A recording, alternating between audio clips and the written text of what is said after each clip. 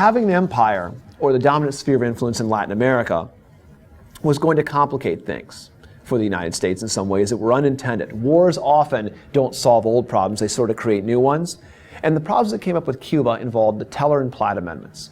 When we start the Spanish-American War, the height of idealism is the Teller Amendment. We declare war on Spain, arguing that we have no need or no desire to want to take Cuba for our own. We have no territorial ambitions in Cuba. But after winning the victory, we don't want anyone else to take Cuba either, but we decide there might be some useful things about having certain ambitions there. So the Platt Amendment is passed in Congress. And this is the idea of realism. Platt Amendment says that Cuba cannot make any international treaties without U.S. approval. It grants the United States a basic Guantanamo Bay. It grants the United States the right to interfere in Cuba's affairs whenever we see it as necessary to preserve their internal order. So the Cubans are free, but they're maybe free in the same way that you're free at home.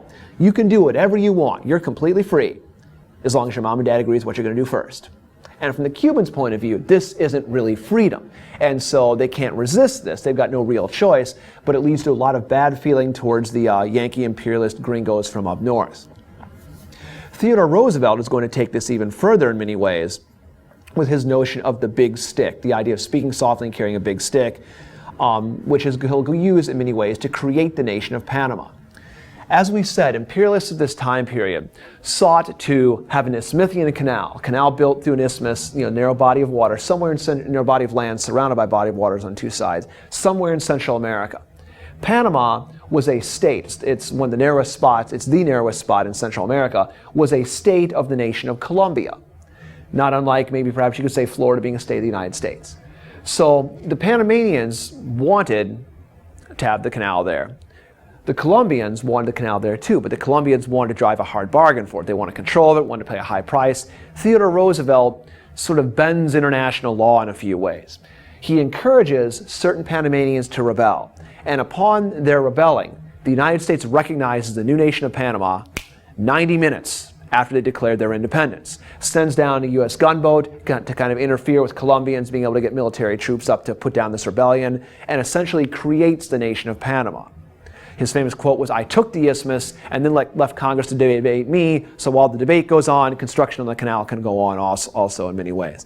This is his boldest venture in many ways into this model, and in so doing, a canal gets established for trade and defense, which the United States saw as being necessary after the Spanish-American War. Additionally, for the rest of the Caribbean, Roosevelt promotes what becomes known as the Roosevelt Corollary. In the Roosevelt Corollary, a corollary is a word that means it means like an attachment. It's like P.S. It's a corollary to the Monroe Doctrine. Now remember what the Monroe Doctrine said. Monroe Doctrine said that Western Hemisphere is closed to further colonization. Roosevelt adds on an attachment to that, saying that, well, he looks at it this way. If these Latin American and South American nations are unstable, don't manage their economic finances, they could put themselves in a position where the great powers of Europe could want to come in to collect. Roosevelt says he doesn't want to see that happen, so his famous quote was, "Chronic wrongdoing by the governments of South and Central America would require intervention by some civilized nation," specifically the United States. And so the Caribbean, through this policy, becomes an American lake in many ways. The Caribbean becomes the American sphere of influence, and we see during this time period then large amounts of American intervention in numerous of these nations down here during this time.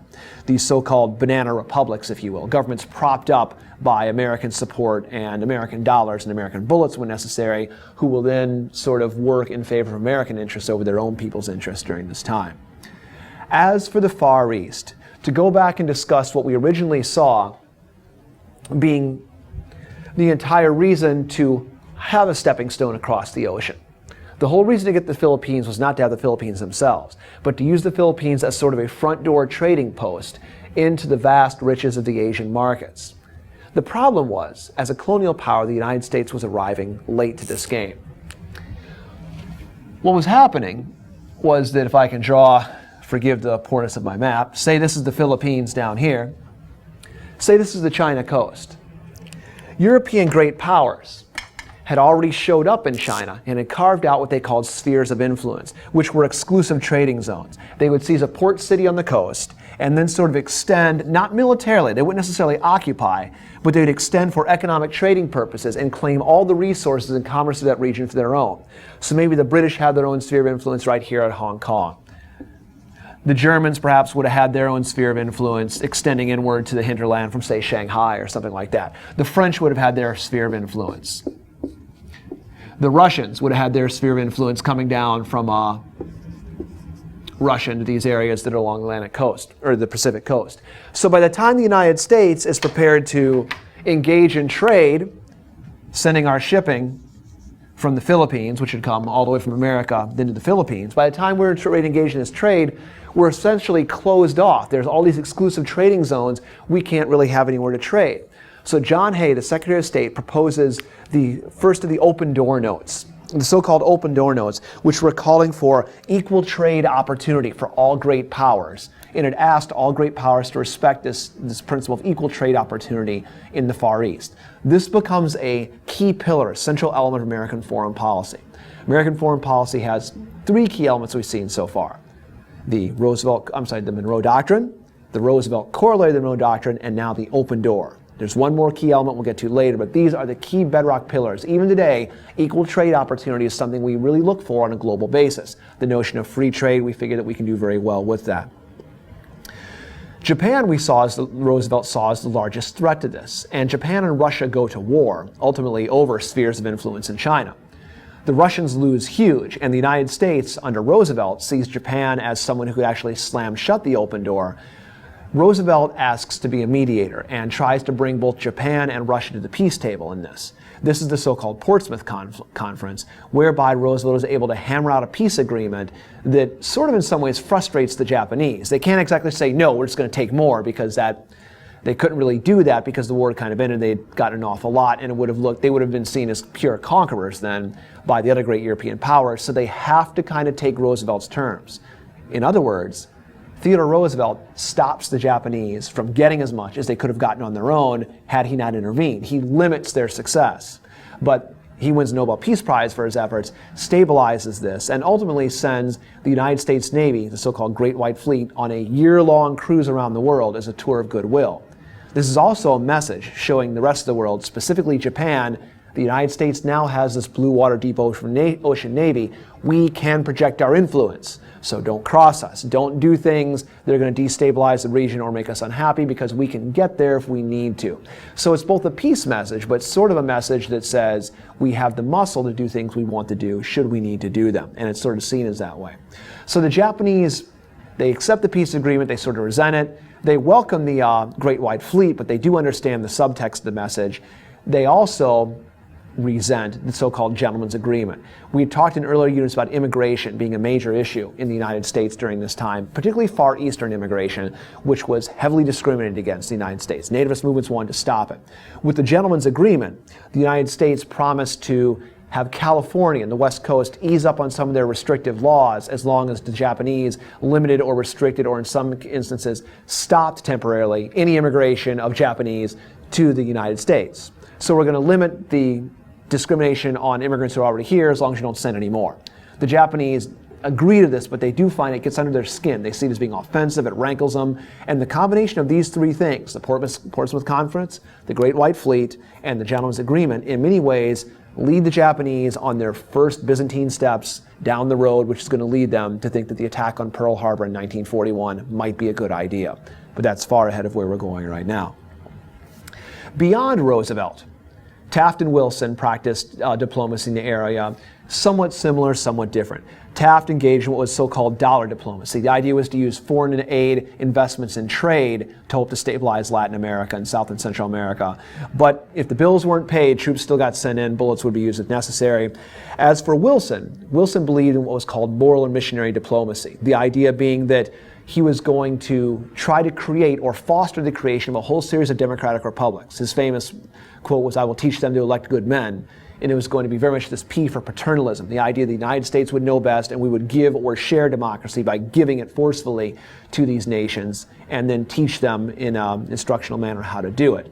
His main efforts there in many ways took place in Mexico, where there were a couple of revolutions, political instability, and a military dictatorship temporarily. After one of these revolutions, the United States at Veracruz actually occupies the region temporarily, wanting to not recognize the government of General Huerta, who's a military dictator who assassinated the president of Mexico. The Jones Act of 1916 for Wilson provides for the independence of the Philippines after a time and date in the future at which the United States would set up institutions of governance for them and civil structure. So it's our paternalism there playing out. And then back to Mexico again, the Pancho Villa incursion. Pancho Villa resisted United States incursions and in many cases crossed the border in the United States for both theft and robbery purposes and also to stick it to the Americans, if you will, feeling that he didn't like the influence from the Northerners. Wilson during this time actually sends the United States Army chasing him into Mexico in an ultimately fruitless search to get him, violating Mexico's sovereignty, sending troops down there. So once again, missionary diplomacy or more diplomacy, we still send in the troops when we need them. In sum and in conclusion, if you're writing a paper talking about this era, what can you conclude about American foreign policy during this time? Well, first of all, U.S. behavior towards its southern neighbors definitely was imperialistic, but indifferent from a lot of ways from what we'd done in the past, like Florida, California, Texas, etc. The U.S. did not possess many colonies, but we did have an empire.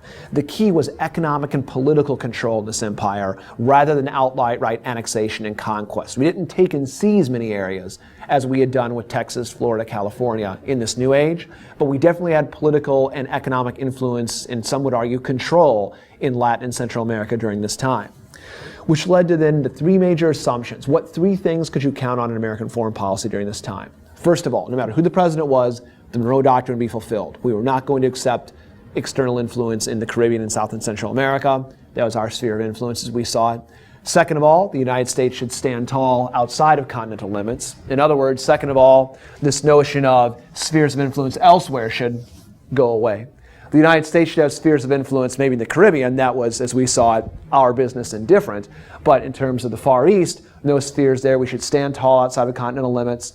And last of all, curiously enough, despite things like the Venezuela-Guyana dispute, we began to increasingly see that perhaps America's best interest in terms of national security lay in cooperation with Great Britain. And the name for this term, it's a French word, rapprochement. It looks like reapproachment, and think of it as such. These two former antagonists who for so many years had not gotten along on so many things are going to find at the dawn of the 20th century and beyond more and more things to actually find common cause on.